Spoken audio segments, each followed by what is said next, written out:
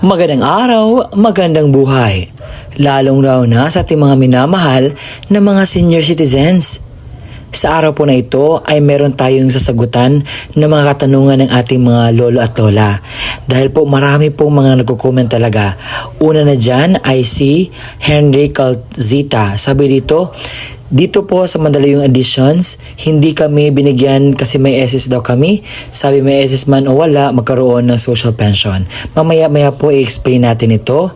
At ito po ay related sa social pension for indigent pensioners. At hindi lang po yan nagbibigay ng komento. Sabi pa po ni, isa pa dito, sabi niya hindi siya binigyan dahil may SS siya. Pareho lang din ang comment. Sabi niya dito, sana po mapasama ako sa mabigyan ng pension.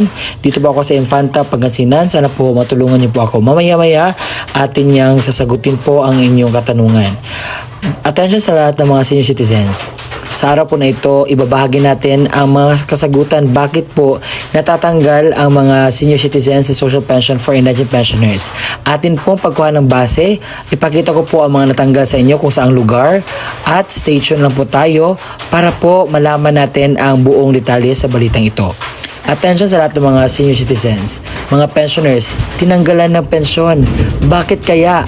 Ang buong detalye ay ating pag-uusapan dito po sa aking content, sa aking video. And medyo umulan na.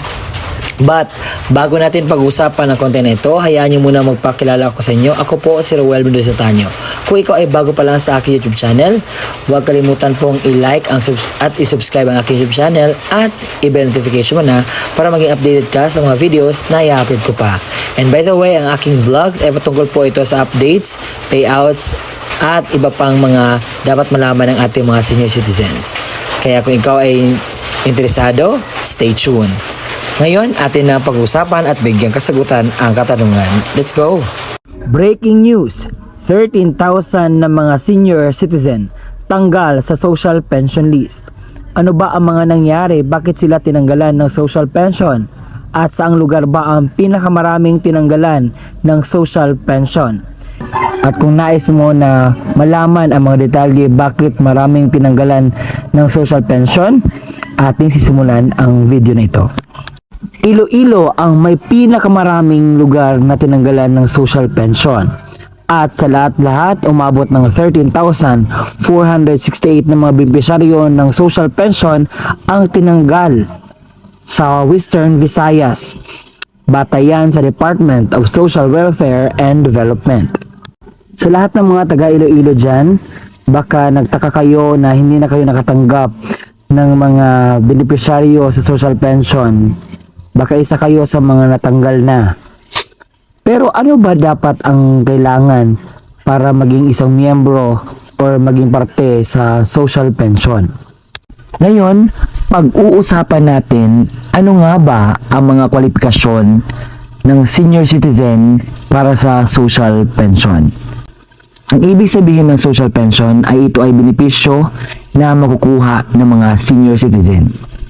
Ilang taon ba pwede maka-avail or pwede masali ang isang senior citizen sa benepisyong ito? Kung ang isang tao ay may edad na 60 years old and above. Kasi yan naman po yung timeline na tinatawag tayong senior citizen. Pero, ito yung mga qualifications talaga na dapat nating ilagay sa ating isipan. Una-una, ito ay para sa mga sakitin at saka mayroong disability. Pangalawa, walang pension na natatanggap sa gobyerno o kung sa anumang mga private institution. Kung ikaw ngayon ay nakatanggap sa SSS, GSIS, so hindi ka po belong sa benepisyong ito. Dahil po nakalagay po doon na para lamang po sa mga walang tinatanggap na benepisyo buwan-buwan. Pangatlo ay walang permanent na income. Ibig sabihin walang trabaho, walang panghanap buhay. So ganoon. Ngayon, alamin natin bakit marami ang natanggal sa social pension. Ano po ba yung mga rason? Batay sa pag-validate ng DSWD, nakita nila na may 1,327 na tumatanggap ng pensyon galing sa SSS and GSIS. 830 ay tumatanggap pa ng honorarium or sahod. 331 tumatanggap ng regular na support sa kanilang pamilya. At yung iba ay namatay na. Yung iba naman ay nag-iba ng location na kanilang pinagtitirhan. At ito po ay very red flag dahil po ang qualification na ating pinag-uusapan kanina. Unang-una, kinakailangan wala pong tinatanggap na kung ano na pensyon sa iba't ibang institusyon. So ito yung 1,327, automatic po natanggal na po yun sila. Dahil ang nasa qualification walang-wala po. Yung mga tao dapat na walang tinatanggap na mga pensyon. Baka kasi ang nangyari o ang mangyayari nito, dalawa na yung tinatanggap nila. Nakatanggap pa sila sa GSIS or SSS, tapos meron silang social pension. Yung iba naman nag-aantay dahil yung first lot kasi itong social pension. So, mabuti naman at nag-validate si DSWD dahil marami pa ang nasa waiting list na papasok at tatanggap ng mga pensyon. At yung ano naman, pangalawa is walang income. Pero itong mga nakakuha ng support galing sa kanilang pamilya ay hindi po pwede na maging kasali sa social pension. And lahat po ng mga natanggal, bigyan po natin ng oportunidad yung iba na hindi talaga at walang-wala talaga sa buhay. Dahil sa sobrang hirap po ng panahon, yung iba ay hindi na makasadong makakain sa tamang pagkain. And I hope na mag-validate pa more ang DSWD nang sa gayon marami ang makakatanggap ng benepisyong ito.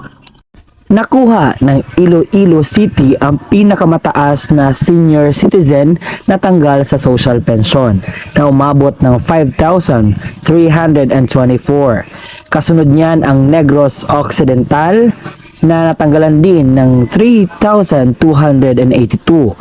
Kasunod niyan ang Capiz na tinanggalan din ng 1,594. Kasunod niyan ang Aklan na tinanggalan din ng 1,494. Sumunod dyan ang Antique na natanggalan din ng 1,308. At panghuli, ang Guimaras na natanggalan din ng 466 na social pensioner. At kabuuan, umabot ng 13,468 na mga social pensioner ang natanggal. Sa mga senior citizen dyan na hindi pa alam kung paano ba mag-apply sa social pension, ito po ang panoorin ninyo. Tayo po ay mag-a-apply sa DSWD. Alam ko mayroon na kayong ideya kung ano po ang DSWD at kung saan po ang pinakamalapit na DSWD office sa inyo, doon po tayo pupunta.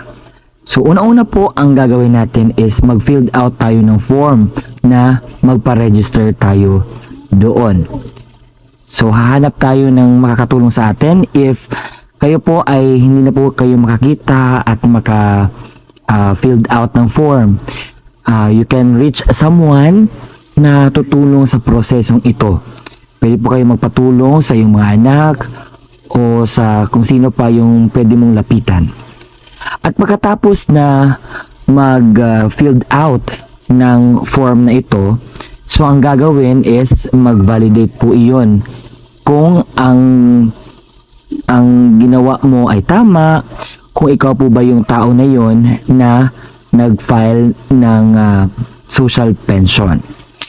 Pangalawa is kinakailangan pong magdaan kayo sa interview. So sa interview, basic questions, kung ano yung nilagay mo doon sa form, kung totoo ba yun o hindi. So yun naman po ang mga malagay na details po sa inyo. So, pangatlo, ito po ang gusto ko pong i-clear sa inyo. Baka kasi ngayon, nalagay sa isip nyo na ako ay isang senior citizen na at automatic na ako makapunta at mabilong sa mabigyan ng mga ayuda or mga benepisyong ganito. So, you need to do the process po. Magpa-register po muna para malagay po yung pangalan po natin. At take note na ang social pension po ay meron lamang pong slot or meron pong mga indicated mga ilang slot na po para dyan dahil punong-puno na po ang social pension na benefits. Napakarami na pong nakapag-apply at mga kwalipikado, mga beneficiaries sa social pension. Kaya, ang gagawin natin, kinakailangan tayong mag-antay ng ilang months, years before tayo makapasok sa social pension.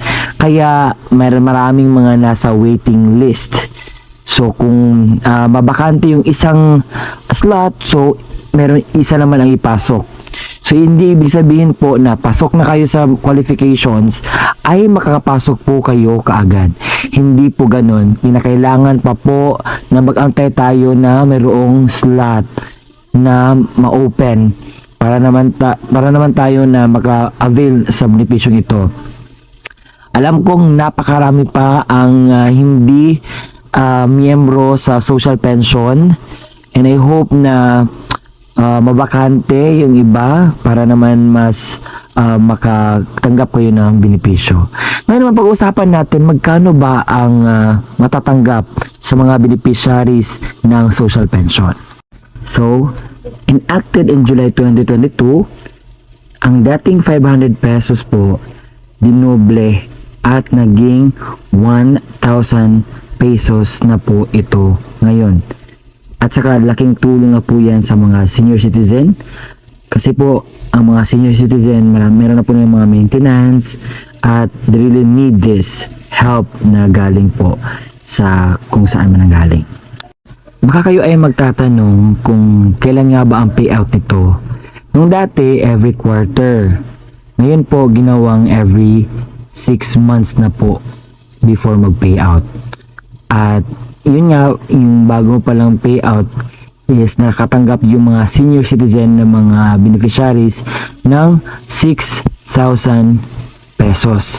So it might be ang kasunod po niyan is mga November po ang kasunod na payout ng mga social pension na beneficiaries.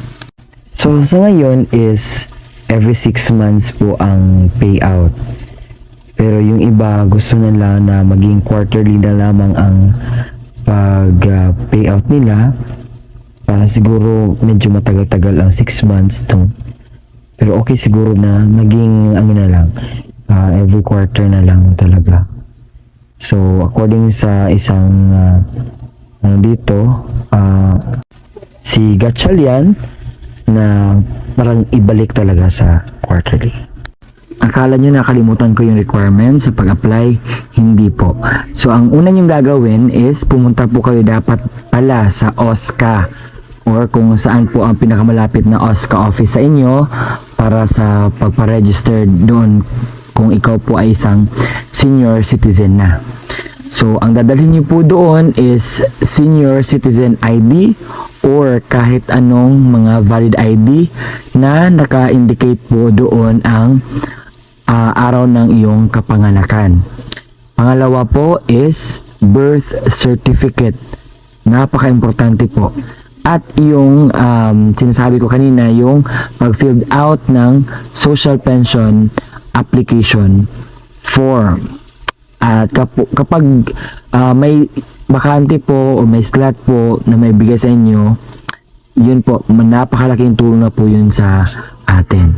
At ngayon meron nga yung universal social pension, mas mabuti nga yun.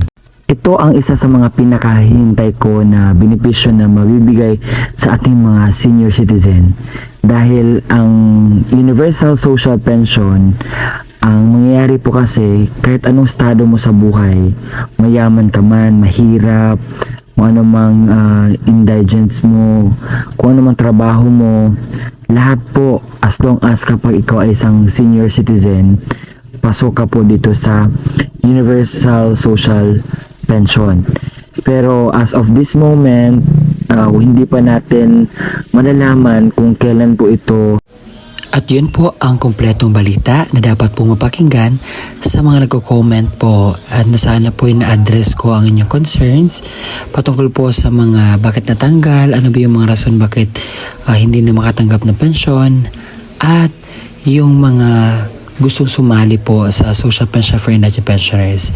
At ako po ito, si Ruel Tanyo, nagpapasalamat sa walang sawang pagsusuporta at pagsusubscribe ng aking YouTube channel.